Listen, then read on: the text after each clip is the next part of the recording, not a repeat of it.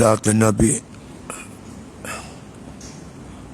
Nabi Muhammad Mustafa Rasulullah sallallahu alaihi wasallam wa kafatil anbiya wal mursalin li jamil muslimin wal muslimat wal mu'minin wal mu'minat wa khususan ila hadrati Syekh bin Athaillah Al-Iskandari sya'ulillah ilahumul Fatihah.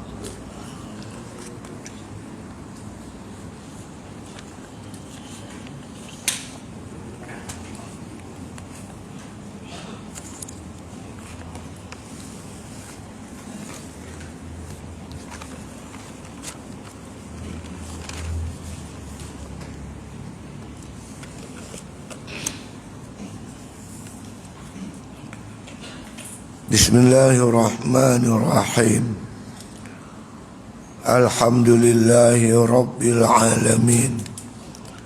Wassalatu wassalamu ala syarafil anbiya wal mursalin wa ala alihi wa sahbihi ajma'in. Kita muka surat 33 no, 5 di beratas. Dan kata Syekh Junaid radhiyallahu an, apabila dikehendaki Allah pada seorang murid itu kebajikannya, maka dijatuhkannya kepada sufiah dan ditegahkannya bersahabat dengan segala orang yang riak. Dan kata setengah orang yang sufiah, dan jangan engkau bersahabat daripada manusia melainkan dengan orang yang bertambah kepadanya dengan kebajikan dan tiada kurang daripadanya dengan kejahatan, supaya demikian itu bagimu dan engkau kepadanya bersamaan. Jadi kita sambung lagi tuan-tuan sekalian, berkaitan dengan persoalan bersahabat. Sahabat ni kawan rapat lah, kawan rapat, tempat kita meluahkan masalah kita, tempat kita meminta pertolongan dengan kawan-kawan rapat. Jadi cari kawan rapat, kata Syekh bin Athaillah, yang mana hal keadaan dia tu membangkitkan semangat kita untuk beribadat. Tindak tanduk dia tu, percakapannya itu membawa kita hampir dengan Allah Subhanahu wa taala. Cari kawan yang macam tu.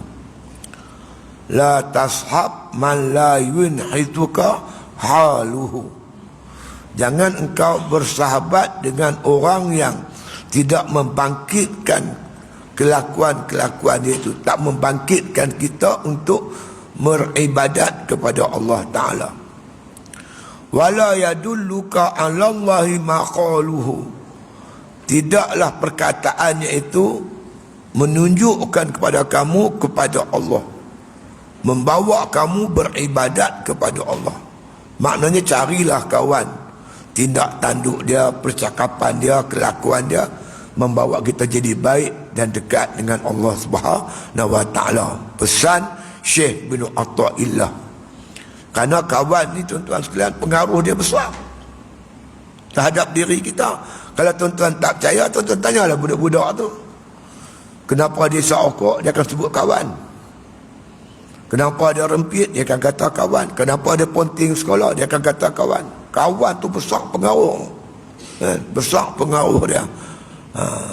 Kalau kamu berkawan dengan orang jual minyak wangi, Nabi kata, kita pun bau harum.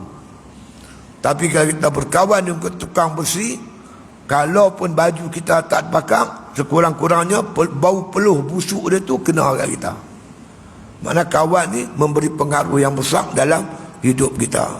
Berkawanlah dengan orang yang boleh membangkitkan semangat kita, menyedarkan kita ke arah kebaikan, beribadat kepada Allah Subhanahu wa taala. Pesan Syekh bin Athaillah. Ini sedikit di ujung kata-kata dia ni Tok Pulau Manis bawa mai beberapa perkataan para ulama untuk panduan hidup kita dalam bersahabat, berkawan. Tu kawan. Kalau nak pilih kawan rapat lagi, yang rapat lagi isteri ke suami ke, tentulah yang makna kata yang hidup sehidup semati dengan kita, hidup marah-hari kita lagilah. Kan? Gitu. Apatah lagi nak pilih suami, pilih isteri. Kan? Ini lagilah pilih pemimpin dan sebagainya. Cari yang terbaik yang boleh membawa kita dekat dengan Allah Subhanahu wa taala. Baik, kata Junaid Al-Baghdadi, kata Syekh Junaid Al-Baghdadi radhiyallahu anhu, apabila dikehendaki oleh Allah pada seseorang murid itu kebajikan. Apa murid? Murid ni orang yang berkehendak kepada Allah Ta'ala, orang yang nak kebahagiaan di akhirat, orang yang menuntut beribadat kepada Allah Subhanahu wa Ta'ala. Dia dipanggil murid. Murid ni dah jadi bahasa Melayu. Murid-murid, murid ni arada, iradat, berkehendak. Muridun, orang yang berkehendak kebaikan. Orang yang nak keselamatan di akhirat besok, orang yang nak mendekatkan diri kepada Allah Subhanahu wa taala, orang yang nak kebahagiaan di akhirat besok, orang ni semua dipanggil murid.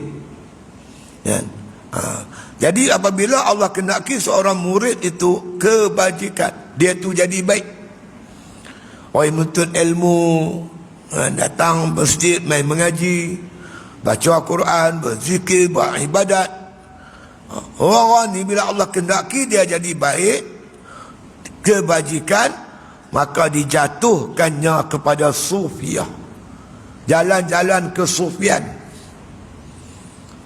Kalau Allah kehendaki orang tu jadi baik, dia didorong oleh Allah mendekati ilmu-ilmu tasawuf, berjalan atas jalan kesufian. Apa itu tasawuf? Tasawuf ni banyak tuan-tuan istilah dia. Dia pada mana ambil tasawuf ni? Ada juga ulama kata tasawuf ni diambil daripada ahli sufah. Ahli sufah ni tuan-tuan yang duduk di serambi Masjid Nabi. Mereka ni mai seluruh dunia tuan-tuan. Yaman ada, Syria pada, Mesir pun ada. Kata-kata ceruk dunia ni, mereka nak bertemu Rasulullah, nak duduk sekali dengan Rasulullah, nak sembahyang jemaah setiap waktu dengan Rasulullah. Mereka duduk di serambi Masjid Nabi, digelar mereka ni ahli sufah. Mereka tumpu seluruh hidup mereka buat ibadat kepada Allah Ta'ala. Sembahyang jemaah mereka tak pernah tinggal, bersama-sama dengan Nabi SAW. Kenapa dipanggil mereka di ahli sufah? Sufah ni diambil perkataan sof. Kita sembahyang ni kata sof, kerana mereka ni sentiasa berada di sof hadapan dalam segala hal. Kalau sembahyang jemaah, mereka duduk sof depan. Mereka duduk sof depan. Kalau mengaji, mereka sampai dulu. Bila Nabi panggil, mereka dulu mai jumpa Nabi. Perang, mereka sampai dulu. Nabi ajak perang, mereka duduk depan. Oleh kerana mereka sentiasa berada di saf hadapan dalam segala hal, maka dipanggil mereka ahli sufah, sufi. Ada juga disebut sufi ni kerana bersih, jernih, hati mereka berjernih, bersih, ikhlas dalam melakukan ibadat kepada Allah Subhanahu wa taala. Jadi tuan-tuan yang sekalian, kata Syekh Junaid Al-Baghdadi, apabila Allah nak kita jadi baik, maka Allah lorong kita ikut jalan kesufian. Sufi ni banyak menekankan bidang kerohanian, hati tu. Inna Allah la yanzuru ila Inna Allah la yanzuru ila a'malikum, walakin Allah yanzuru ila qulubikum. Allah tak perhati amalan zahir kamu, tapi yang Allah perhati hati kamu. Amalan zahir tu ibarat tubuh badan. Batin ni ibarat roh. Lepas tu Syekh Ibn Athar sebut dulu ni, dia kata al-a'malu suwarun qaimatun wa arwahuha wujudu siril ikhlasi fiha. Amalan-amalan zahir kita ni ibarat tubuh badan, sedangkan roh ibadat itu wujud rahsia ikhlas di hati orang yang beribadat kepada Allah Subhanahu wa taala. Jadi ahli sufi ni banyak tuan-tuan menekankan soal kerohanian, penyucian jiwa. Mereka memilih jalan ihtiyat. Ihtiyat ni haloba. Bagi kita sunat buat pun tak apa, tak buat buat dapat pahala, tak buat tak apa. Bagi mereka ada. Mereka tekankan ibadat sunat, kerana ibadat sunat ni lah ibadat yang membawa kita hampir dengan Allah Subhanahu wa taala. La yazalu yataqarrabu ilayya bin nawafil hatta uhibbahu. Sentiasa hamba aku yang nak menuntut hampir kepada aku, mereka dapat hampir kepada aku bin nawafil, dengan ibadat sunat. Hatta uhibbahu, sehingga aku kasih kepada mereka.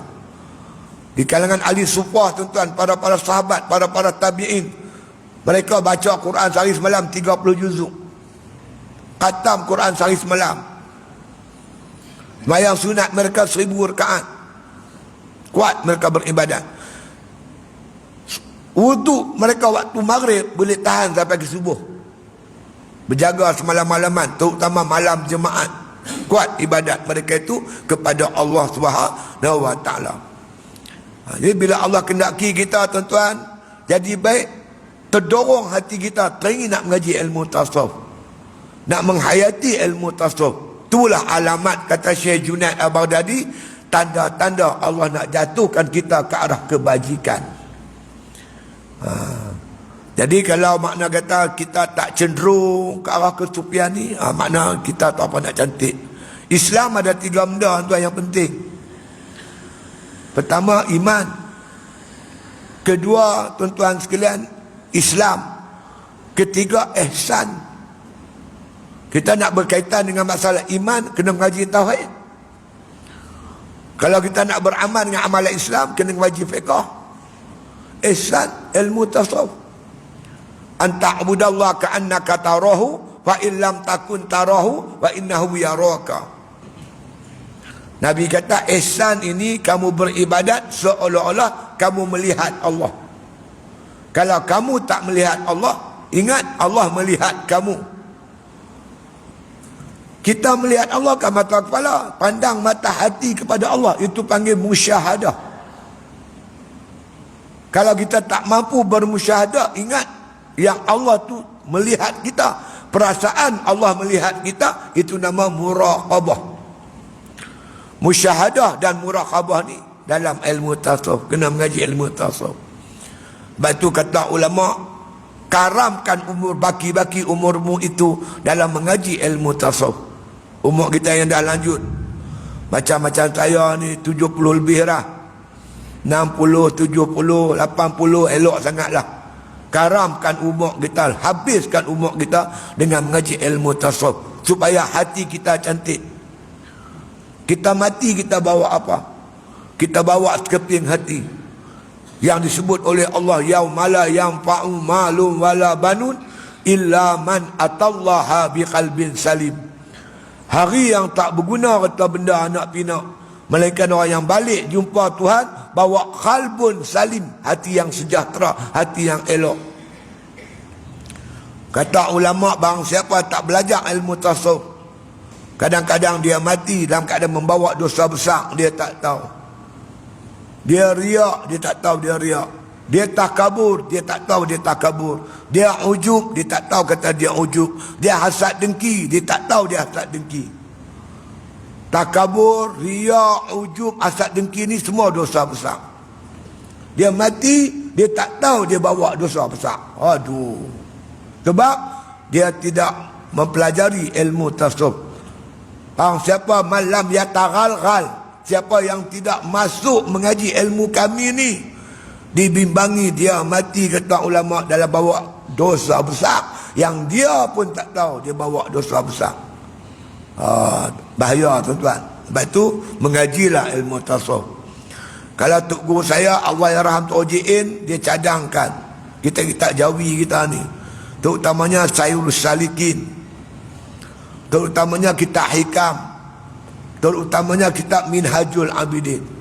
3 kitab ni saya giarlah kita mengaji sungguh-sungguh, memahami dan menghayati dia. Mudah-mudahan kita terlepas daripada dosa-dosa besar yang disebut oleh ulama tadi. Ni pesan Syekh Junaid. Bila Allah nak kita jadi baik, maka Allah akan lorong kita pergi mengaji ilmu tasawuf, menghayati kesufian. Dan jangan engkau bersahabat daripada manusia, melainkan dengan orang yang bertambah. Atas lagi. Ya.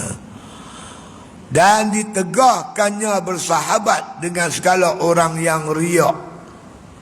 Bila Allah kendaki kita jadi baik, Allah lorong kita bersahabat dengan orang yang, makna kata, orang yang kesufian, sufiah. Dan Allah Ta'ala tegah kita daripada bersahabat dengan orang yang bersifat dengan sifat riak. Kalau dia riak, kita kawan dengan dia, dengan kita jadi riak. Dia berjangkit. Kawan ni biasanya berjangkit. Kalau tuan-tuan tak percaya, tuan-tuan berkawan dengan orang gagap. Cari satu orang gagap, tuan-tuan berkawan dengan dia. Bagi dia handphone satu. Tuan-tuan selalu telefon dia, berkawan dengan dia, bercakap dengan dia, rapat dengan dia. Laba-laba dengan kita gagap. Dia berjangkit. Betul tak? Saya biasa tuan-tuan, si usaha saya dulu ni dia gagap.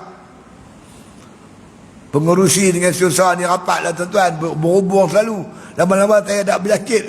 Dah berjangkit gagap. Ya. Dia macam tu. Begitulah kawan tuan-tuan. Dia pengaruhi kita. Kawan baik pengaruh kita jadi baik, kawan jahat pun pengaruh jadi jahat. Yang lebih dahsyat tuan-tuan, kadang-kadang kita berkawan dengan orang jahat tuan-tuan, kita buat jahat, kita sangka kita baik. Tuan-tuan faham maksud saya? Contoh tuan-tuan, kita kawan dengan orang tak sembahyang langsung. Kan? Kita ni sembahyang, tapi kita kawan tak sembahyang. Lama-lama kita tinggal satu waktu, tinggal 2 waktu. Tak sembahyang lohor, asar, sembahyang maghrib, isya, subuh. Kita masih kata kita rasa baik. Pasal apa?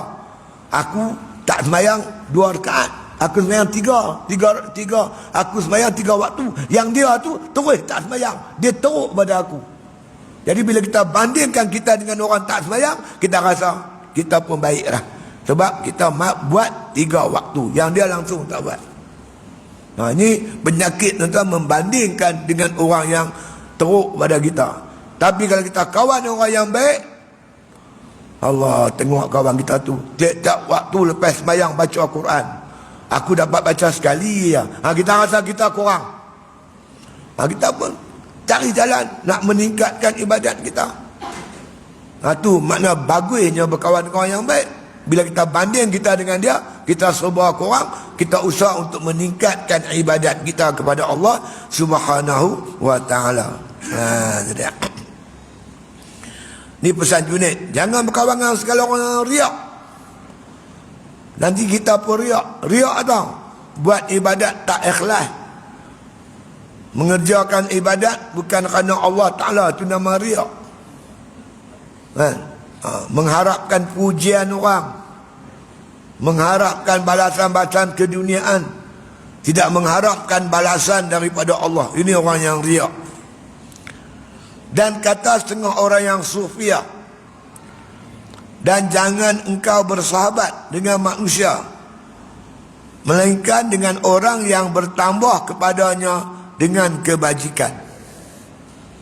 Ya, jangan bersahabat dengan manusia, melainkan bersahabat dengan manusia yang kita berkawan dengan dia, bertambah kepadanya kebajikan.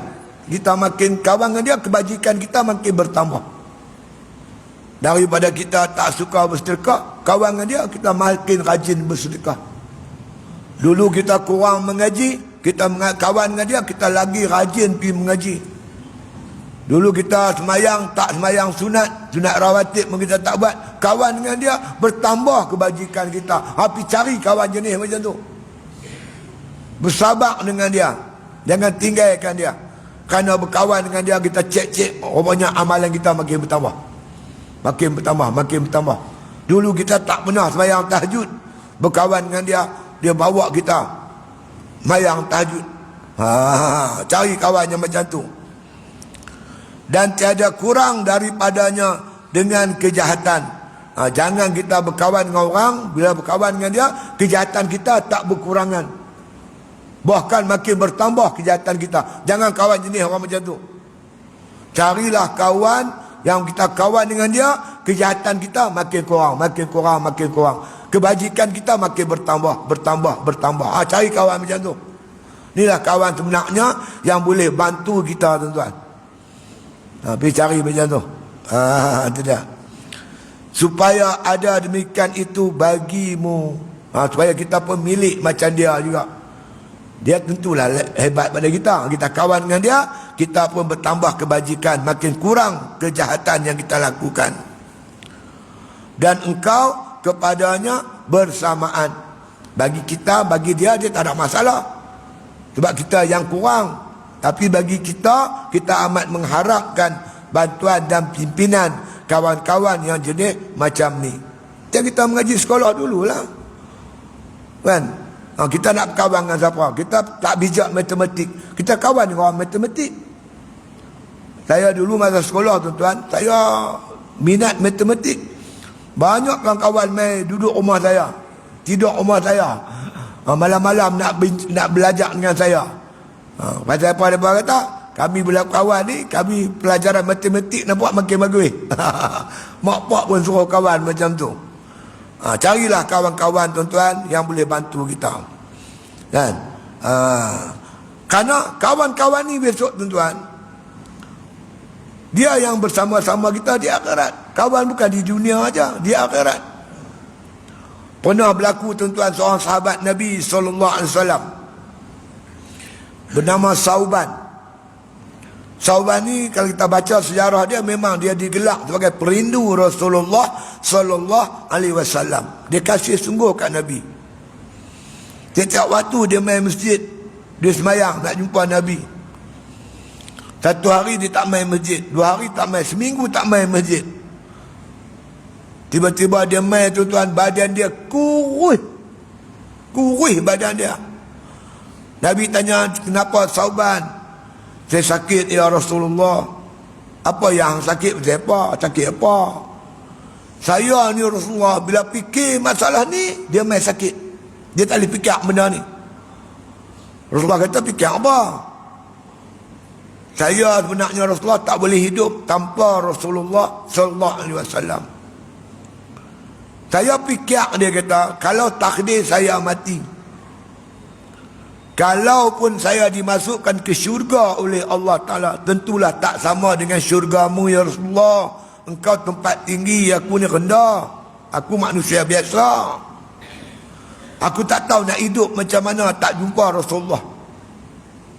Terus Rasulullah kata kat dia, Al-mar'u ma'aman ahabba. Seseorang manusia itu, dia akan bersama-sama dengan orang yang dia kasih. Kalau kita kasih seseorang tu, kita akan bersama-sama dengan orang tu. Jadi maknanya persahabatan ni, tuan-tuan, bukan dunia saja. Dia bawa pergi sampai akhirat. Kan? Itu dia.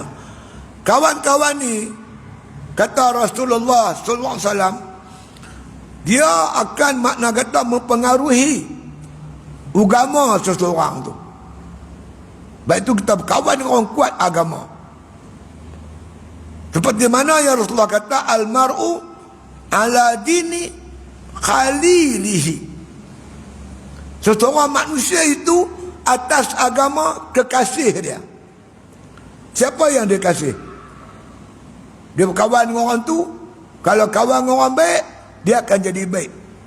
Berkawan dengan orang beragama yang baik, dia akan jadi baik. Kerana Nabi kata, Al-mar'u ala dini khalilihi. Seseorang itu akan bersama-sama dengan orang, dengan makna orang yang dia kasih. Kalau kita kawan dengan orang yang kuat agama, insya-Allah kita akan jadi macam dia. Fal yanzur man yukhalil. Sebab itu kamu lihatlah siapa yang kamu kasih. Kita kasih siapa? Kasih orang baik, insya-Allah kita akan terikut dia ke arah kebaikan. Kebaliknya kalau kita kasih orang jahat, langgar perintah Allah, kita akan berjangkit jadi macam dia. Ni pesan Nabi sallallahu alaihi wasallam. Nah, sebab itu janganlah makna kata kita berkawan dengan orang yang boleh merosakkan kita. Tengoklah anak-anak kita, siapa sahabat, siapa kawan dia. Ya, itu dia. Pesan lagi kata Abu Talib Al-Makki radhiyallahu an. Dan adalah segala taifah daripada orang sufiah itu. Taifah ni puak-puak di kalangan ahli sufi. Mereka selalunya tuan-tuan duduk di perkampungan kesufian. Hidup mereka cukup sederhana. Makan, minum, pakaian, rumah mereka. Mereka hidup cara cukup sederhana. Ini puak-puak sufiah. Dipanggil ahli-ahli sufi. Mereka duduk di perkampungan sufi itu. Tiada mengasihi mereka itu atas orang yang 4 perkara. Ya. Tiada mengasihi mereka itu melainkan atas orang yang ada 4 perkara. Mereka sayang, suka dengan 4 orang yang ada perangai lagu ni. Mereka nak ambil buat kawan yang ada sifat-sifat macam ni. Apa dia? 4 perkara. Pertama, tiada memberati setengahnya atas setengahnya. Dia puak-puak ni, orang ni dia tak mau tekan kawan dia, tak memberhati kawan dia. Umpamanya dia tengok kawan tu tidak bangun malam, dia tak tekan. Depa ni banyak perbuatan depa tuan-tuan, dakwah depa melalui lisanul hal. Kelakuan mereka tu menjadi contoh kepada orang. Bukan dia duduk pergi tekan orang tu, mangkitlah malam ni buat dia tak ceramah lagu tu. Tapi akhlak dia tu, kelakuan dia tu menjadi dipanggil dakwah bil hal. Dakwah ni ada 2, satu dakwah bil lisan, satu bil hal. Dakwah bil lisan dengan percakapan. Tapi contoh-contoh yang mereka tengok mereka buat, makna daya tarikan mereka itu melalui kelakuan-kelakuan mereka. Mereka kuat bangun malam. Kawan pun tengok gitu, aku tak patut kawan aku ni kuat mangkit ni, aku korang. Jadi mereka turut macam tu. Dia tak ada tekan kawan tu, paksa-paksa tak ada. Kalau dia puasa, dia tak paksa orang lain suruh puasa. Cuma orang tengok kelakuan ini rajin puasa, dia main termalu sendiri. Kita berkawan dengan orang kuat puasa, dia puasa, kita tak puasa, kita main malu sendiri, kesedaran sendiri, bukan ditekan. Pasal apa tak boleh tekan? Mungkin kawan ni dia ada masalah. Kawan ni tak boleh mangkit malam, mungkin dia ada masalah kesihatan. Kawan ni tak boleh puasa, mungkin dia ada masalah dia. Sebab itu ahli sufi ni, dia dakwah lebih berbentuk dakwah bil hal, dengan kelakuan tindak tanduk mereka. Dan dia tak tekan orang, dia tak paksa orang. Tu cara dia.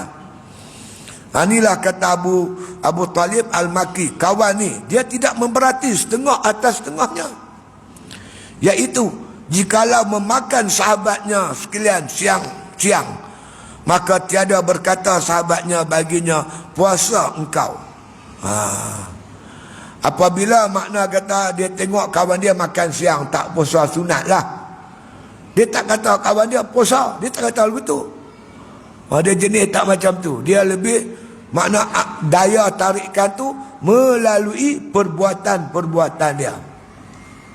Itu cara mereka itu. Dan jikalau puasa sahabat sekaliannya maka tiada berkata sahabatnya baginya, berbuka engkau. Bila dia tengok kawan dia puasa, dia tak kata suruh buka. Dia tengok kawan dia tak puasa, dia tak suruh kawan dia puasa. Tu cara sahabat-sahabat macam cara pendekatan dia cukup berhikmah. Tersentuh hati kita hingga kita sendiri rasa sedap. Aku tak puasa, kawan aku puasa. Dia termalu sendiri. Dia lebih berbentuk macam ni. Dan jikalau tidur sekalian malam, maka tiada berkata sahabatnya baginya, jangan jaga engkau. Dia tengok kawan dia tidur, dia tak kata dia tak suruh jaga. Dia bangkit seorang-seorang, dia sembahyang malam. Walaupun kawan dia tak sembahyang malam, dia tak kata pula bangkit sembahyang tak. Dia lebih makna kata sentuhan dia tu dengan perbuatan dia, akhlak dia tadi ni. Dan jikalau sembahyang sekalian malam, maka tiada berkata sahabatnya, tidur engkau. Dia tengok kawan dia jaga malam kuat, dia tak suruh kawan dia tidur. Dia uruslah diri dia. Jadi makna kata cara dia, makna kata suruh dan tegur tu melalui akhlak dia tadi ni, hingga tertarik sahabat-sahabat. Carilah sahabat yang macam ni. Itu dia. Dan bersamaan segala ahwalnya kepadanya. Tidur pun boleh, berjaga pun boleh. Kerana kadang-kadang orang tak tidur. Dia tak sembahyang malam, dia berjaga malam tapi tak sembahyang malam. Ada benda lain dia buat. Mungkin dia berzikir, mungkin dia beristighfar, mungkin dia fikir pasal ilmu. Macam berlaku kepada Imam Syafi'i rahimahullah ta'ala. Dia pergi bermalam di rumah muridnya Imam Ahmad Ibn Hanbal. Imam Ahmad Ibn Hanbal ada seorang anak dara.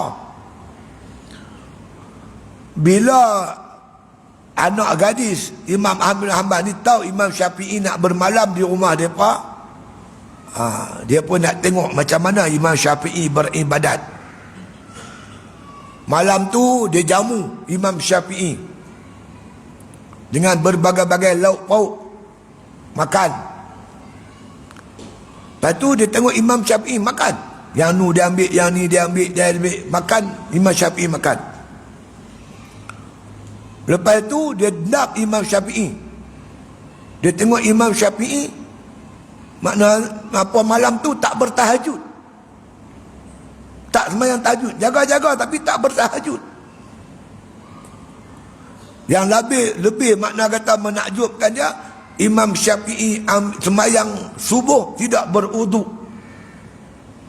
Jadi dia timbul macam satu kesangsian. Macam mana ni, dia kata Imam Syafi'i ni masyhur, patut orang zuhud ni makan sikit. Imam Syafi'i makan semua lauk dia ambil.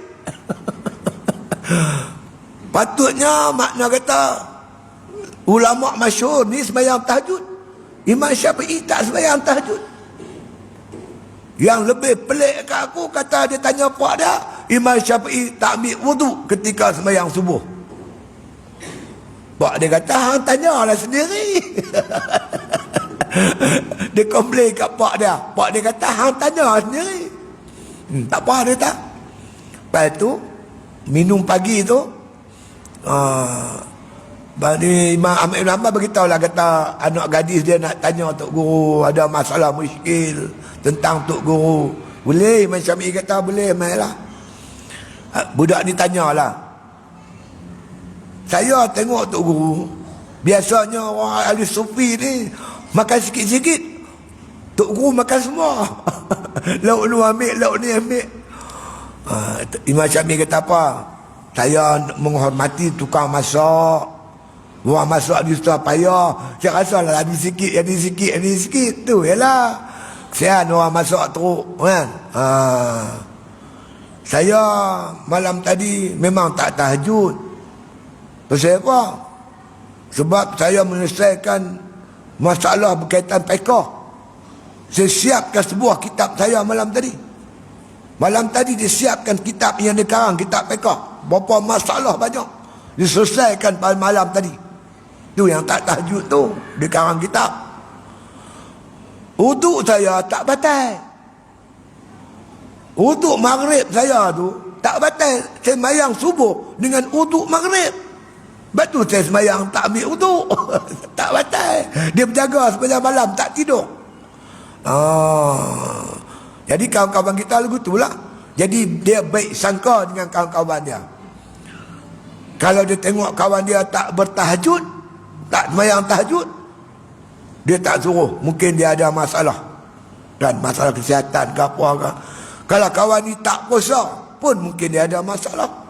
Jadi kawan-kawan ahli sufi ni dia tidak memberatkan sahabat-sahabat yang lain, tetapi dakwah dia tu, dia ajakkan dia kepada sahabat-sahabat dia melalui ahwal atau perbuatan dia, akhlak ada. Itu dia.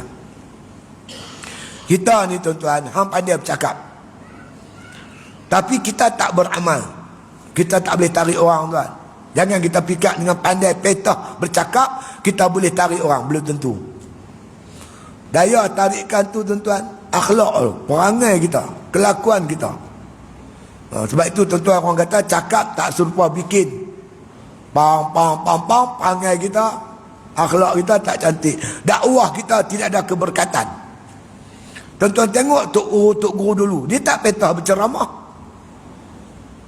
Tak ada ceramah macam kita tangan, kepala, kaki naik, tak. Mengajak, tunduk ya. Tapi berpuluh-puluh ribu anak murid tuan-tuan dapat keberkatan daripada Tuan Guru. Sebab mereka beramal. Yang penting tu amal. Akhlak kita, kan? Kelakuan kita, hubungan kita dengan Allah. Kita nak tarik orang kepada Allah, sedangkan kita jauh daripada Allah. Jangan mimpilah tuan. Kita sendiri dengan Allah pun jauh. Macam mana kita nak tarik orang kepada Allah Ta'ala? Memang tak mampu.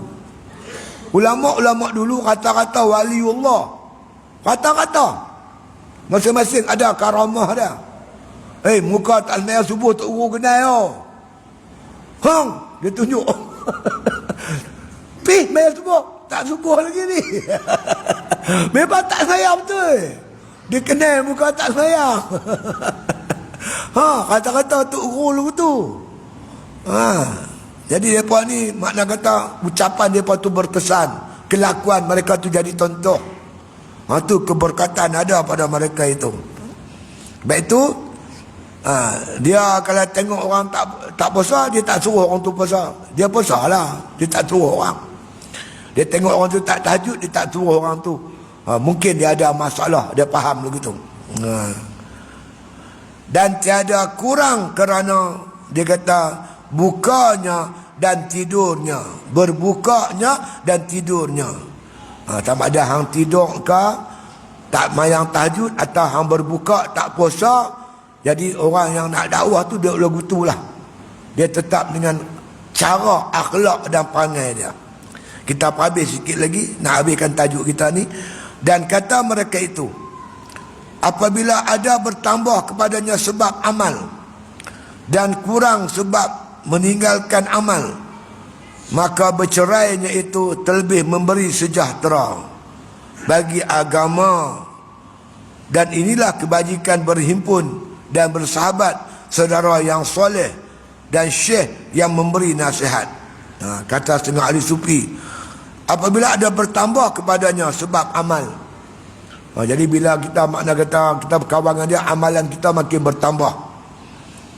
Dan ataupun atau kurang sebab meninggalkan dia. Sebab kita tinggal berkawan dengan dia, amalan kita makin slow. Kawan dengan dia makin bertambah. Bila kita jauh daripada dia, makin berkurang. Ya. Maka bercerainya itu terlebih memberi sejahtera. Makna kata bila kita berkawan dengan dia, iman kita makin naik. Bila kita makna kata kita tinggal dia, iman kita makin kurang. Jadi makna kita terpaksa berpaut kepada dia. Maka kata musannif, dia kata bercerainya itu terlebih memberi sejahtera bagi agama. Bagi agama kita, dengan kita berpisah dengan dia tu bercerai. Berapa lama kita nak berpaut dengan dia? Kan? Pergaulan kita tu, makna kita masih mengharapkan dia. Kalau boleh, makna kata akan sampai satu tahap, dia ada ke, dia tak ada ke, kita masih boleh melaksanakan perintah-perintah agama. Jadi makna kita berkawan dengan dia tu tuan-tuan sekalian, mesti ada satu masa limit lah. Kita jangan pula dengan sebab dia. Kita berkawan saja dalam tempoh-tempoh yang tertentu. Tapi janganlah selama-lamanya kita berpaut dengan dia. Kita kuatkan hubungan kita dengan Allah Ta'ala sampai satu peringkat, ada tak ada dia, kita tetap dengan Allah Subhanahu Wa Ta'ala. Peringkat permulaan tak apalah, kan? Peringkat permulaan awalnya ada dia menambahkan iman kita, tak ada dia mengurangkan. Kita kena makna kata cari jalan dan usaha macam mana kita boleh berdikari. Jangan berpaut sampai mati dengan macam tu. Kita mesti boleh berdikari. Ada dia, tak ada dia, kita tetap istiqamah beribadat kepada Allah Subhanahu Wa Ta'ala. Ya. Dan inilah kebajikan yang berhimpun dalam bersahabat dengan saudara yang soleh. Saudara yang soleh, kita bertemu dan kita berpisah. Bertemu kerana Allah, berpisah pun kerana Allah Subhanahu Wa Ta'ala. Adat kita bersahabat tentu bertemu dan berpisah. Bertemu kerana Allah, berpisah kerana Allah. Tidak. Dan Syekh memberi nasihat dan menegahkan akan dikau bersahabat dengan segala orang yang jahat dan segala orang yang ahlul ghuflah. Tahu ghuflah, lalai. Kita lalai ni tuan-tuan, bawa kita terlalai sesaat saja. Kita boleh terjun parit, boleh berlaku kemalangan, boleh berlaku kemalangan maut. Begitu dalam beragama. Kita lalai sikit, habis tuan-tuan. Saya pun sejak akhir ni jadi bimbang nak tengok keadaan. Dalam keadaan tuan-tuan, kapal-kapal perang Cina tu, dia duk himpit. Duk himpit, mana duk menceroboh. Mana kita punya perairan, tiba-tiba mai 2 kapal perang daripada negeri Cina mendarat di Pulau Pinang, disambut meriah oleh rakyat Malaysia. Saya cukup bimbang keadaan macam ni tuan-tuan. Cukup bimbang. Kebimbangan ditekankan lagi 1.2 juta tuan-tuan. Orang-orang Cina masuk tak keluar. Siapa yang masuk, siapa tak keluar ni kita tak tahu. Jadi kita sebagai warga negara, rakyat, umat Islam, kita tentu rasa bimbang keadaan yang sedang berlaku ni. Ni orang yang berjaga-jaga, bimbang. Kalau tuan-tuan dengar cerita dulu-dulu ni tuan, masa Jepun nak tawan tanah Melayu.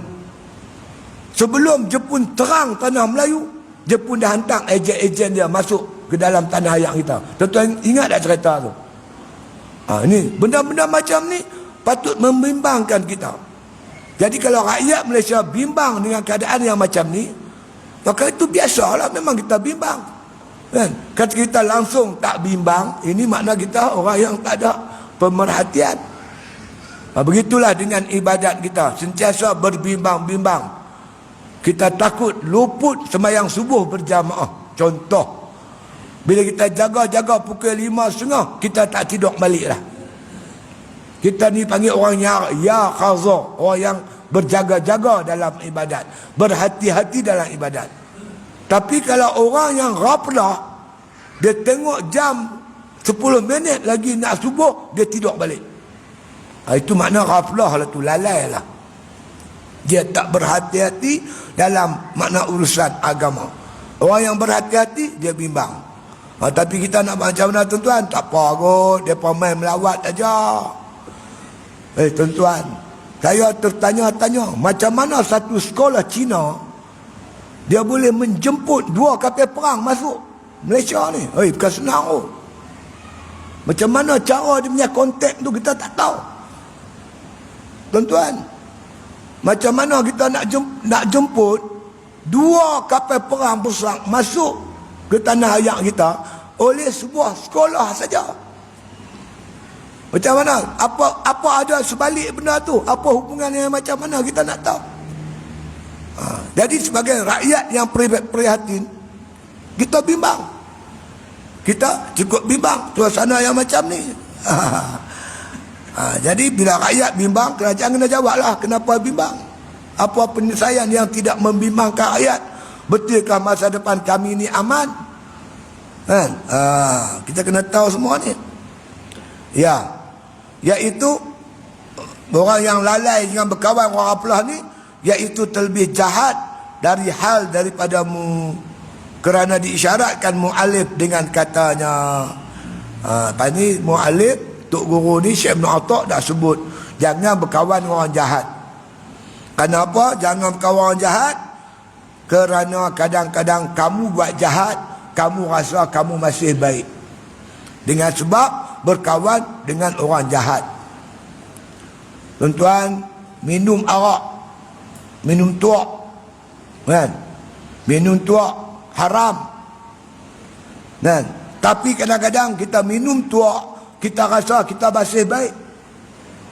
Jadi macam mana? Aku minum sekoleh ya. Dia minum 3 koleh.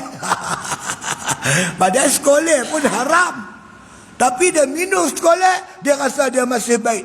Pasal kawan dia tu minum 3 koleh. Ada kes tuan-tuan. Semayang, kita semayang asak. Semayang asak, kawan ikut belakang. Kita masuk rekaat yang ketiga.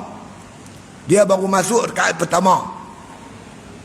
Kita bagi salam, dia bagi salam. Kita 4, dia 2. Kita tanya dia, hang semayang apa? Semayang asak. Berapa rekaat? Dia kata 4 rekaat. Hang semayang berapa rekaat? 2. Pasal apa semayang 2? Tuan-tuan tahu dia jawab apa? Saya ustaz ada juga 2 rekaat. Di kedai kopi langsung tak ada rekaat. Dia duduk kedai kopi tak semayang terus. Jadi dia rasa dia lebih baik daripada orang yang tak semayang. Padahal dia semayang 2 rekaat, 2 rekaat dia jadi apa? Semayang asak. Jadi inilah nak disebut oleh Syekh Ibn Atha'illah. Dia kata terkadang kamu berkawan dengan orang jahat, kamu buat jahat, kamu rasa kamu lebih baik, kamu baik lagi. Pasal apa? Sebab kamu bandingkan kamu dengan orang yang jahat. Kita semayang 1 waktu, 3, 4 waktu tak semayang. Kita rasa kita lebih baik sebab kawan kita tu terus tak semayang. Aku ada juga 1 waktu yang dia terus tak ada waktu. Kita rasa macam tu. Dia benda-benda macam ni makna kata membawa kita ke arah makna kata keadaan yang paling rosak. Sebab itu kawanlah dengan orang baik. Bila kita kawan dengan orang baik, kita rasa diri kita selalu kurang. Aku baca Quran sikit je, dia baca lagi banyak. Maka membangkitkan semangat kita untuk membanyakkan baca Quran. Kan? Dia tu aku semayang tahajud, kadang-kadang semayang, kadang-kadang tak. Dia tu setiap malam semayang. Membangkitkan semangat kita untuk membanyakkan kebajikan, taat kepada Allah Ta'ala bila kita berkawan dengan orang yang baik, insya-Allah. Itulah tuan-tuan rezeki kita pada malam ni. InsyaAllah mudah-mudahan makna kata kita mendapat sedikit manfaat daripada apa yang diterangkan oleh Syekh Ibn Atha'illah ni, insyaAllah. Itu saja tuan-tuan. Mudah-mudahan memberi manfaat kita bersama. Dan akhir sekali tuan-tuan, iaitu ada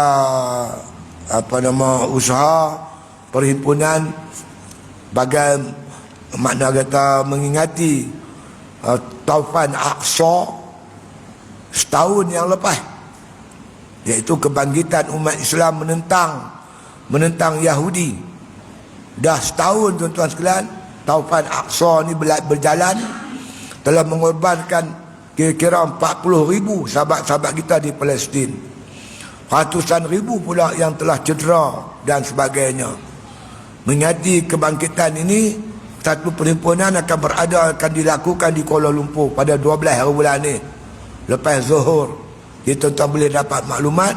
Jadi siapa yang berkemampuan, beri kesihatan dan kelapangan oleh Allah SWT, elok sangatlah berhimpun di sana untuk menyatakan kasih sayang kita, kebersamaan kita, ukhuwah Islamiah kita bersama sahabat-sahabat kita di bumi Palestin.